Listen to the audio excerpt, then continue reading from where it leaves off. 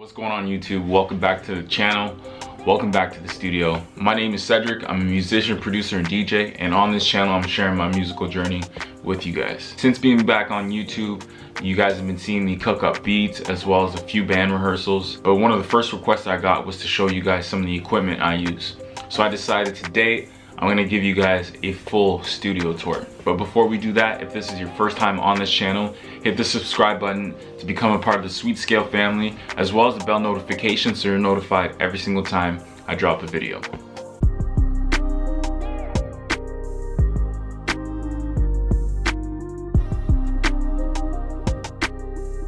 Let's get into it. We're gonna start with one of the most important pieces of equipment in the studio, my desk. It's not really a desk, it's a table from IKEA. A couple of reasons why I got a table and not a desk. One, I wanted a lot of space to work with. As you see, I've got a lot of stuff on my desk or table. The workstations or desks I was looking at were like starting at $25,000 to $4,000. I could get one of those, but I'd rather invest in something else. If I buy a piano or a keyboard or a DJ software or a controller, I can go use that to make more money, but the desk is literally just gonna sit here. Like, I'm not knocking anyone, that's just the way I see things. At this point in time, it's like I'd rather invest into something else. Down the road, will I get a desk? Absolutely. Do I need one today or right now? No, this is working for me, so IKEA desk. Moving on to my speakers, I have the white Yamaha S7s. Got them a few years ago, I think, but like 14 months ago. Before that, I was using a keyboard amp to produce and practice, and I will never do that again. These are great speakers. Everyone knows about them. I don't need to talk about them too much. Love these speakers, definitely recommend them. Moving on to my DJ controller. I have the Roland DJ 808. Originally started with the 505 and quickly upgraded to the 808. The 505 is great, it's just I got into DJing a lot of weddings and private parties. It's something I do in terms of a service I provide, as well as like I sometimes DJ for other companies. I love this controller. The main reason why I got this controller, to be honest, was the drum sequencer. Did a lot of research. Jog wheels are very good.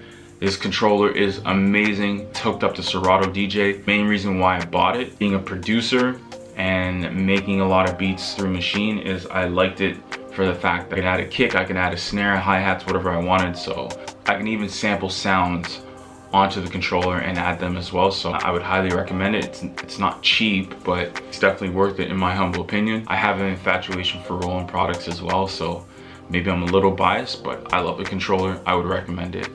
The interface I'm using to hook everything up through this studio is the Roland Octacapture.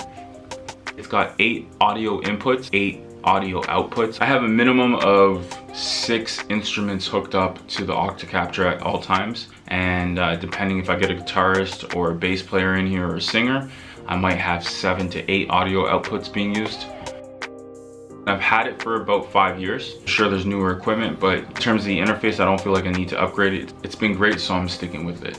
Yeah, everything's hooked up to the interface, which is hooked up to a looper, the RC505, which is then hooked up to my speakers, which allows me to loop everything in my studio. I have a huge infatuation for loopers. I think looping is so cool, it's so dope. It's something I'm aspiring to get better at. I'm learning and I love it. I have so much fun with it. It's helped me. Sometimes I might have like some friends over or musicians over, and we might be jamming out, and I might just start a loop and I just float around all over the studio and think of ideas. Next to the RC505, I have Native Instruments MK3. So if you've seen any of my behind the scenes episodes, I talk about how I use Logic to make beats, and in Logic I use Machine as a plugin, and so it helps me with my workflow in terms of creating patterns and scenes. It's a great piece of equipment. The MK3, can't go wrong with it. Can be used as an audio interface. You can hook up a mic to it, you can hook up a damper pedal or pedals or effect pedals, whatever you want. Next to the MK3, I have the Ableton Push 2. If I'm using Logic, I'll plug in the MK3. If I'm using Ableton, I'll use the Push 2. I'm still pretty much in kindergarten when it comes to Ableton, still learning, and I'm loving what I'm learning so far. I could definitely see myself using Ableton a lot more. It's a very powerful DAW, but it's got a huge learning curve, so I'm taking my baby steps. I'm not rushing it. I'm enjoying the process. The MIDI keyboard I'm using is the 2nd generation Native Instruments S61. I really like this keyboard. It's great in Logic. It's great with Machine. It's great with Native Instruments products. I like it a lot. I don't love it though. I actually bought another MIDI keyboard. I'm not gonna spoil it or anything. You definitely wanna check out what keyboard I purchased. I will say this new keyboard is great for any DAW, so you're gonna wanna check that out. Move on to my keyboards. We got the Jupiter 50, little brother to the Jupiter 80. This keyboard has over 2,500 sounds. I love using actual keyboards. It might be known as old school, but I use the Jupiter 50 in a lot of my beats. The synths, the bass, electric pianos, lead sounds, I absolutely love on this keyboard. Before buying this keyboard, I sat at the music store for like a full day going through all these different sounds, and there was too many good sounds. I got a great deal on it, so I couldn't pass it up. Moving on, the keyboard up top. That is the Moog Little Fatty. That piece of equipment is a beast. Kid you not, man, that's got so many terrific sounds. It's only got 100, but every sound is golden. I use the Little Fatty in beats, not as much as I used to. I usually bring out the Little Fatty whenever I've got a big time gig, big festival, big performance. I need to like really bring the noise. I bring the Little Fatty, I play key bass on it. I have a couple different laptops in the studio. I have a laptop I DJ with, and then I have a laptop that's hooked up to these 2 monitors right here, and it's in the corner. And I use that laptop just to produce and edit these videos. It's a 2012 Mac. I've got a couple external hard drives. One external hard drive is specifically for DJing. The other external hard drive is for my beats and for videos. Now, before we go on to the last 2 keyboards that are set up, you will notice just underneath the laptop, I've got this yellow piece of equipment. What is that? That right there is one of my favorite toys in the entire studio. The TC Helicon Perform VE. It's a vocal processor and it's also a vocoder. I've used it a handful of times in terms of performing live. If you're into vocoding, check out my Instagram. I do have a couple videos of me vocoding. I also have the Rocktron Banshee 2. It's not hooked up right now. This is used for talkboxing. So between vocoding and talkboxing, that's where I have my fun, and that's partly the reason why I'm like interested in looping. I would love to be able to do festivals as a looper and throw in some vocoding and some talkboxing. I will throw some vocoding and some talkboxing in some of my beats. Yeah, be on the lookout for that. The last 2 keyboards I have set up, the Roland FA06. I got this keyboard about 5 years ago. One of my favorite keyboards. When it first came out, I'm in Canada. I don't know if the Canadian dollar was really strong because I bought it for $1,200. Checked online right now and it's on sale for like $1,900. So I don't know if Roland realized, hey, we got a great product, we should increase the price, or the Canadian dollar is really strong. Whatever the case is, it's gone up in value. So it's like buying a house almost. Not really, but the sounds that you get on the FA06 are phenomenal as well. It probably leaves the studio probably like once a month whenever I have a big gig. It's got over 2,000 amazing sounds. I'd say my favorite sound is found on the FA06. If you're a keyboardist, I would highly recommend it. You've probably already heard of it. And last but not least, Yamaha Motif XF7. The Motif is the most important keyboard to me.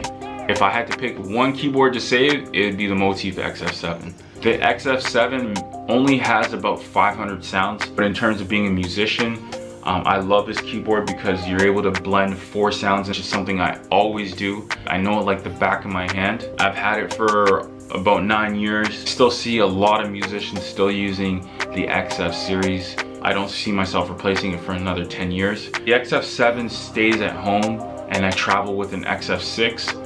Before I used to travel with the XF7 for every single gig. Every Friday, Saturday, I would take this down, take it out of my apartment, go perform, set it back up for like 4 days, and then do the same thing. I was doing all these gigs and still working full time, so any money I made from gigs, I reinvested into another keyboard, actually 2.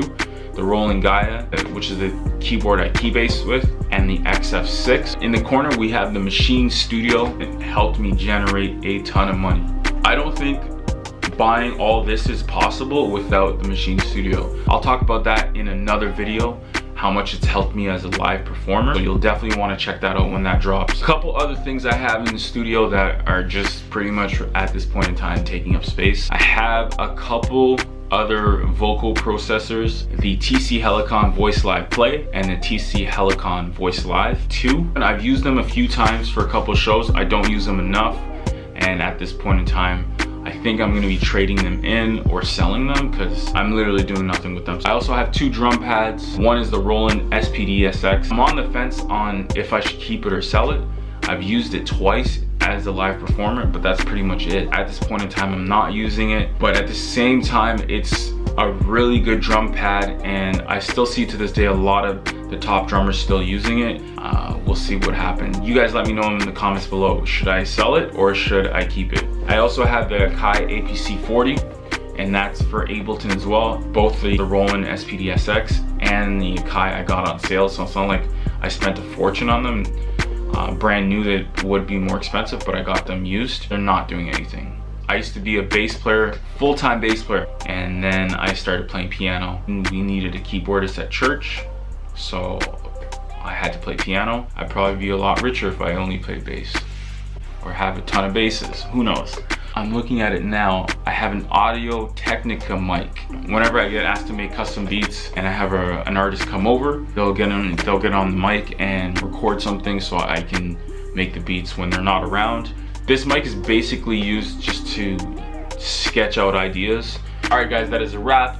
Oh, before I forget, I also have a cajon. I used this once for performance. I bought this the first time I got booked for a paid gig. I got a friend of mine to come play. This is before I learned how to use the machine the way I use it in all my performances. First pay for a live performance went to paying a cajon that I don't use. That wasn't the greatest investment, but hey, you live, you learn, and shows you how much I got paid the first time.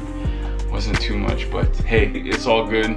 You gotta start somewhere. I hope you guys enjoyed the studio tour. If you haven't already done so, please do me a favor and hit that like button, as well as drop a comment below. Like I said before, you're gonna wanna stay tuned. I got a lot of content coming your way. I'm really excited to show you guys a studio session I had a few weeks ago with one of the top musicians in my city, and that is coming up next. If you haven't already done so, subscribe today, as well as hit the bell notification so you're notified when that video and other videos drop. You can also hit me up on Instagram and Twitter at SweetScale. If you're an artist looking for beats, you can head to my website at sweetscale.ca. The link will be in the description below. My name is Cedric from SweetScale TV. I had a lot of fun kicking it with you guys. I'll see you guys in the next episode. Peace.